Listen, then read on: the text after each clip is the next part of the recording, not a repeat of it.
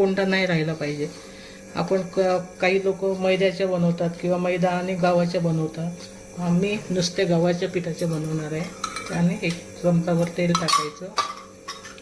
या पाण्यात आता मी हळद टाकून घेतलेली आहे, ती टाकणार आहे. कारण अशी वरून हळद टाकली तर ती लागत नाही, म्हणून मी हळदीच्या पाण्याने पीठ मळून घेणार आहे एकदम सैलसर. हे बघा आपलं पीठ मळून झालेलं आहे. आता जास्त घट्ट नाही, जास्त पातळ नाही. हे बघा असं मळून घेतलेलं आहे मी. आता आपण त्याला ओल्या कपड्यात झाकून ठेवायचं.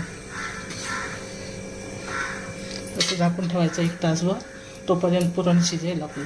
मग आपण पुरण पोळ्या करायला घेऊ.